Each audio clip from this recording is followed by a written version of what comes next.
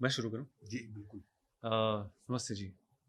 मैं जवाहरलाल नेहरू प्ले कर रहा हूँ, मेरा नाम सिद्धांत है। किरदार के बारे में खुद मुझे तब पता चला जब मेरे पास स्क्रिप्ट आई है, उससे पहले जो जानकारी थी वो बहुत लिमिटेड थी। एंड जब रिसर्च करना शुरू किया तो तब उनकी इज्जत तो थी क्योंकि पता था प्रधानमंत्री थे हमारे पहले, और चाचा नेहरू कहते थे हम उन्हें, पर उतना ही पता था। जब रिसर्च शुरू की एज एन एक्टर तो समझ में आया कि व्हाट ही स्टूड फॉर वो एक्चुअली थे कौन। तो उनकी इज्जत और अहमियत आई थिंक शब्दों में बयान नहीं कर की जा सकती। एक जर्नी रही है उनको समझने की, उनको अपनाने की, उनको एक कलाकार के एक कलाकार के नाते उन्हें महसूस करने की अपने अंदर। एंड बहुत खूबसूरत जर्नी रही है एंड आई होप आप सब देखें तो आपको वो रियलिटी, वो सच्चाई महसूस हो जो मुझे महसूस हुई है या जो हम सबको साथ में महसूस हुई है शो करते हो। नमस्कार, मैं राजेंद्र चावला। मैं इस सीरीज में सरदार पटेल जी का रोल कर रहा हूँ। और जैसे कि अभी सिद्धार्थ ने कहा कि इतना ही पता था, तो सरदार पटेल के बारे में मुझे इतना सा पता था। और फिर जब पहला नरेशन हुआ, पहले तो ये डिसाइड हुआ, और सिर्फ नाम, जो भी कभी स्कूल में जितना पढ़ा पढ़ा, उसके बाद कभी आपकी राहें अलग हो गई, और फिर उस लेवल पे कभी सोचा नहीं। टू बी वेरी ऑनेस्ट, उतनी शिद्दत से सोचा नहीं। लेकिन जब ये किरदार सामने आए तो पहले तब जाके उनकी महिमा को, कि इनकी महिमा को समझना पड़ेगा। और फिर उस महिमा को समझते समझते ही मैं इतना अभिभूत हो गया, क्योंकि एक ब्रीफिंग मिली, एक स्क्रिप्ट मिली। और फिर उस तरीके से जब आप किसी किरदार को करते हैं तो उसके तह में जाने की कोशिश करते हैं। तो उसमें तह में जाने की कोशिश करते करते करते करते एक लेवल ऐसा आया कि सरदार साहब से मुझे प्यार हो गया। कितना कितना इतना बड़ा इंसान, कितने जिंदगी में जमीनी स्तर पर रह के, जमीनी लोगों को समझ के, जमीनी ताकत को समझते हुए, लोगों की ताकत को समझते हुए, लोगों की जरूरत को समझते हुए, जमीनी हकीकत को समझते हुए किस लेवल पे उन्होंने एक काम किया है। अगर सरदार पटेल ना होते तो 550 प्लस जितने भी प्रिंसली स्टेट्स थे, वो सब अलग हो जाते, और अलग हो जाते तो हिंदुस्तान का नक्शा क्या होता। यहाँ से गुजरात जाने के लिए आपको वीजा लेना पड़ता। एक एग्जाम्पल की बात कर रहा हूँ। तो इस लेवल की, वो किस लेवल का किरदार, इतना बड़ा किरदार निभाने की जो जो जो जो जो नसीब मेरा हुआ है, उसके लिए मैं सच में एमए का और निखिल सर का बहुत बहुत शुक्रिया अदा करता नमस्ते, मेरा नाम चिराग गोरा है और मैं गांधी जी का किरदार निभा रहा हूँ। और मैं ये कहना चाहूँगा कि जिनके नाम के आगे हम महात्मा लिखते हैं, महात्मा गांधी जी कहते हैं, जिन्हें हम फादर ऑफ द नेशन के नाम से जाने जाते हैं, तो ऐसे व्यक्ति का किरदार निभाना मेरे लिए बहुत ही सौभाग्य की बात रही है। और जो जिन्होंने हमेशा लाइफ में सिंप्लिसिटी अपनाई है, जिन्होंने अपने आप के और अपनी फैमिली के भी आगे हमेशा देश को रखा है, एक ऐसे इंसान ने जिसने हमेशा देश को बांधे रखने की बात की, जो कभी विभाजन नहीं चाहते थे। और हमारी ये सीरीज फ्रीडम एट मिडनाइट जिस बुक पर आधारित है, फ्रीडम एट मिडनाइट पर, तो ये तब की कहानी है जब, जो कि पार्टीशन के दरमियान क्या कुछ गुजरा, किस सिचुएशन में पार्टीशन हुआ, तो ये गांधी जी कभी नहीं चाहते थे और क्या कुछ उन पर गुजरी है बात, ये निभाने की कोशिश की है। और बस यही है कि इट वाज, यानी कहते हैं ना कि एक कैथारसिस, एक इमोशनल ट्रॉमा उनके लिए था। तो ये आप सीरीज देखेंगे तब जानेंगे। और उनके व्यक्तित्व का वो कितने महान थे, वो उन्होंने वो सेल्फलेसनेस जो कहते हैं, वो बात भी आप जानेंगे। सो जितना जितने डेडिकेशन के साथ और जितनी इन्वॉल्वमेंट के साथ सीरीज के सारे डिपार्टमेंट ने अपना बेस्ट दिया हुआ है शो को, तो आई एम श्योर कि जब आप सीरीज देखेंगे तो आप भी उतना ही एंजॉय करेंगे। फ्रीडम एट मिडनाइट की कहानी कहीं न कहीं स्वतंत्रता और विभाजन से रिलेट करती है कि जब आपने अपने अपने किरदारों को आप जब निभा रहे थे तो किस तरह का आप लोगों का अनुभव था, और अगर मैं इसे पर्सनली पूछूं तो उन किरदार से आपने क्या सीखा, क्या कुछ निजी तौर पे आपने उनसे सीखा है? निजी तौर पर मैं कहूँ तो गांधी जी ने महात्मा रविंद्रनाथ टैगोर की एक जो पोएम है उसकी एक लाइन जो हमेशा मेरे ख्याल से उन्होंने जीवन में अपनाई, वो थी कि जोड़ी तोरे डाक सुने के ना आवे तो एकला चलो। यानी जब आप अगर जीवन में जानते हैं कि आप सच की राह पर है, जब आपकी अंतरात्मा कहती है कि आप जिस राह पर चल रहे हैं वो सच की राह है, तो आपके साथ कोई जुड़े ना जुड़े इसकी परवाह किए बिना आप उस रास्ते पर चलते जाए। तो मैं समझता हूँ कि ये बात मैंने भी सीखी है और मैं अपनाने की कोशिश करता हूँ कि अगर मुझे लगता है कि ये राह सही है तो मैं उस पर चलूँ। मुझे लगता है इंसान अपनी नीयत से है, और जब दोनों मिल जाते हैं तो उसे इंसानियत कहते हैं। तो उसका जो मतलब है वो समझ में आया ये कैरेक्टर प्ले करके।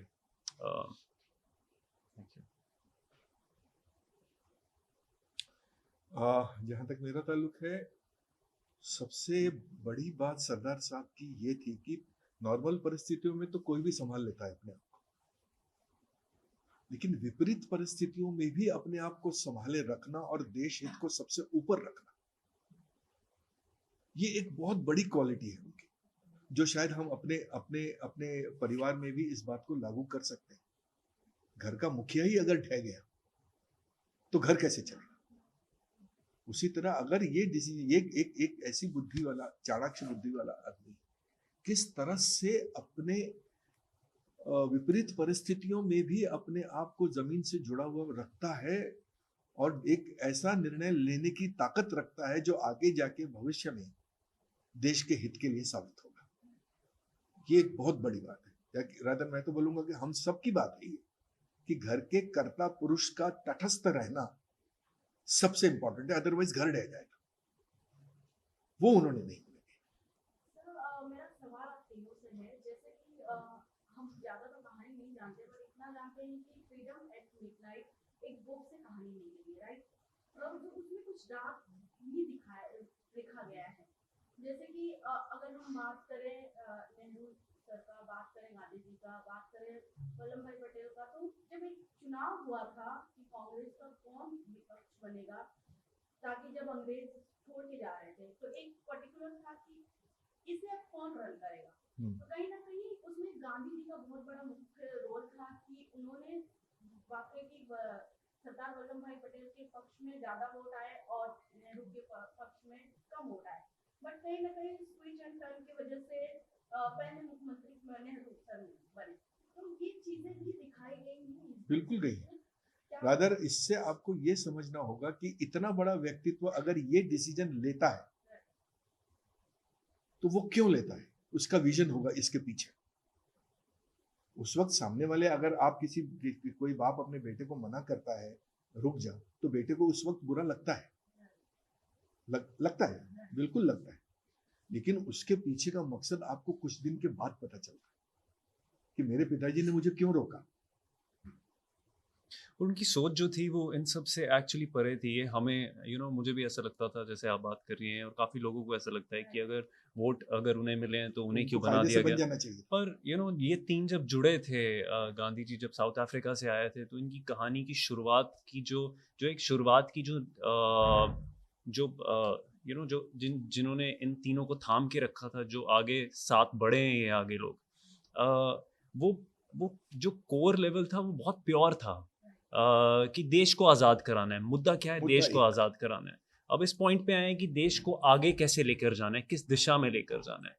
सो वो महात्मा गांधी ने स्टार्टिंग से ही मेरे हिसाब से उनके फैसलों पर, उनके उसूलों पर ये दो चलते आए हैं, उनका हाथ थाम के। एंड इनका रिलेशनशिप एक टाइटल की प्रधानमंत्री का टाइटल तुम ले लो क्योंकि तुम फोर फ्रंट में रहो, तुम आप पर उनका जो साथ था, उनका जो सफ़र था,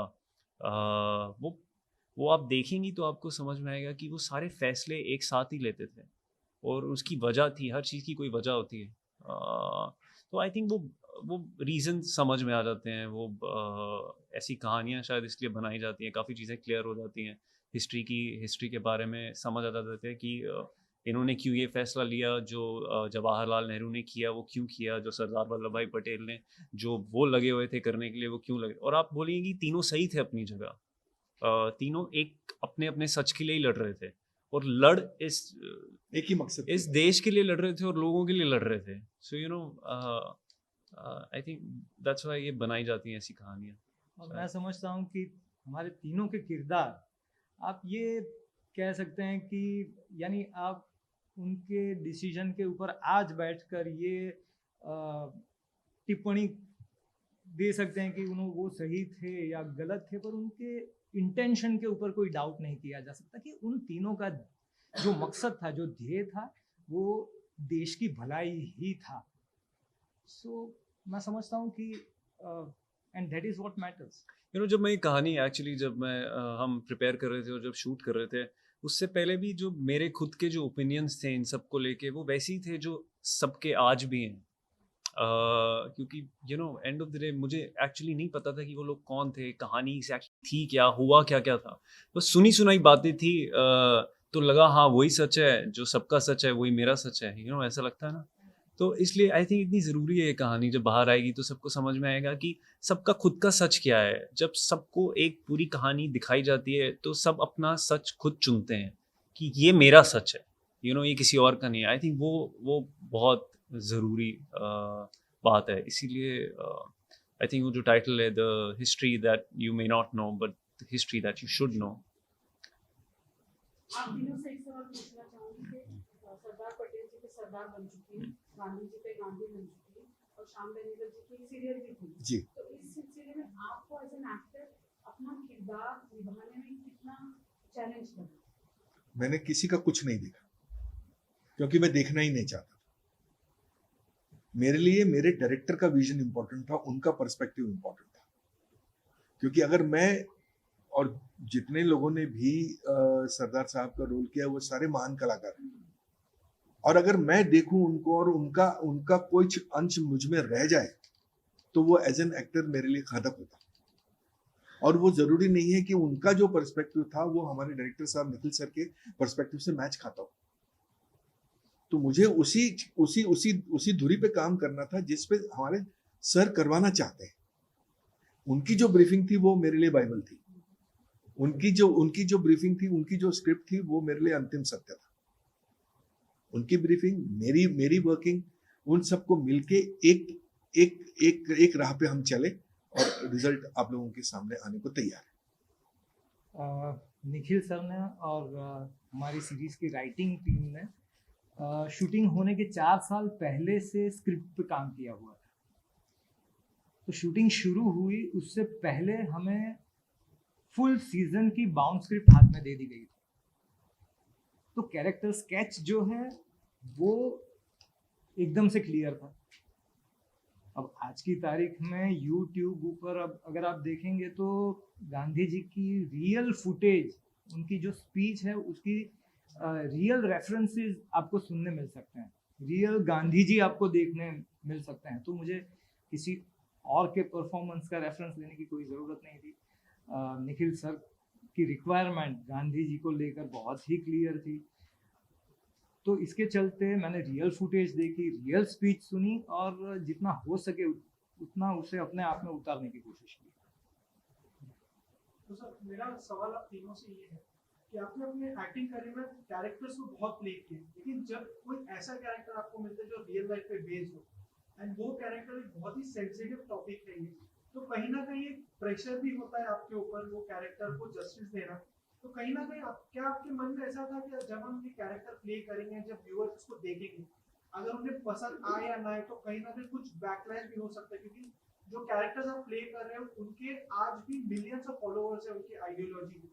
तो कहीं ना कहीं ये डर है आपने कि यार अगर हमने ये सही प्ले किया या नहीं किया तो कुछ बैकलाइन की फेस करना पड़ सकता है। बिल्कुल बिल्कुल यू नो मेरी बिल्कुल। मेरी लाइफ का तो सॉरी हाँ नहीं आप बोलो।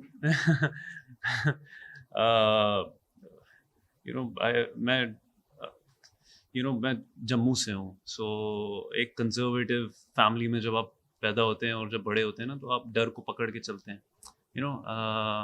एंड सबसे खूबसूरत बात ये इस काम की और ऐसे कैरेक्टर जब आपको मिलते हैं कि वो आपके अंदर की प्रॉब्लम्स भी सॉल्व कर देते हैं, यू नो, जब आप उनको ढूंढने निकलते हो तो। जैसे जवाहरलाल नेहरू कहते थे कि डर के बारे में वो हर अपनी स्पीच में कहते थे, हर इंटरव्यू में लोगों को लिटरली चिल्ला चिल्ला के बोलते थे कि fear is your worst enemy, डर से दोस्ती मत करो, क्योंकि वो आपको लिमिट करता है, यू नो।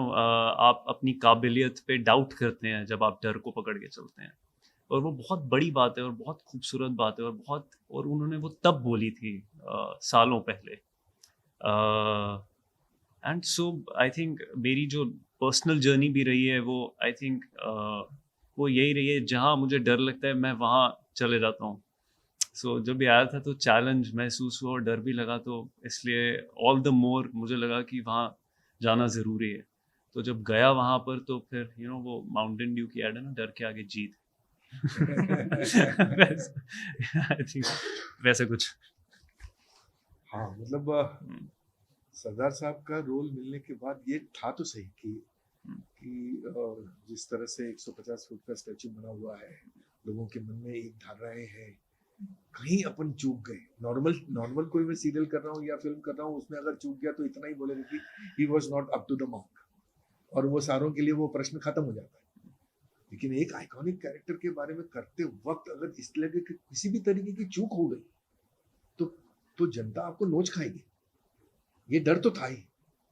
लेकिन ये सब स्क्रिप्ट पढ़ने के बाद, ब्रीफिंग पढ़ने के बाद एक मन में डिसाइड किया, अच्छा बुरा लोग डिसाइड करेंगे। अच्छा बोलेंगे तो मुझे अच्छा लगेगा, बुरा बोलेंगे तो वो बोलने की आज़ादी सबके पास है। लेकिन जो ब्रीफिंग, जो स्क्रिप्ट, मैंने कहा एक काम करते हैं, अच्छा बुरा मुझे नहीं मालूम, मैं सच्चा काम कर देता हूँ मेरी तरफ का, बाकी जनता डिसाइड करेगी। उस चीज ने मेरा डर निकाला, उस चीज ने डर निकाला। अब मैं निर्धास्त हो गया कि अब ठीक है, अब जो होगा देखा जाएगा। शायद सरदार साहब मुझ में बस गए फिर से कि आओ देखते हैं। जैसा कि आपने कहा कि यानी ये किरदार निभाना ये अपने आप में बहुत सम्मान की बात है मेरे लिए, और एट द सेम टाइम बहुत बहुत बड़ा चैलेंज है और नर्वसनेस भी रही। और पर जैसा कि राजेंद्र भाई ने कहा, जैसा कि सिद्धांत ने कहा, ये एक यानी एज एन एक्टर ये चैलेंज जो है वही तो एक एक्टर को जिंदा रखती है। तो ये चैलेंज को एक्सेप्ट करना और उसे सच्चाई से निभाना, यही एज एन एक्टर हमारे हाथ में होता है, और यही हम तीनों ने और सारी कास्ट ने यही किया है, पूरी शिद्दत से किया। और यानी एक बात का सुकून है कि हमने अपना सब कुछ, अपनी सारी कोशिशें इस अपने अपने किरदार को निभाने में हमने सारी लगा दी। तो इस बात का तो संतोष है कि हमने अपना सब कुछ दिया है अपने अपने किरदार को निभाने के लिए, और आगे जनता जनार्दन मालिक। Thank you thank you so much.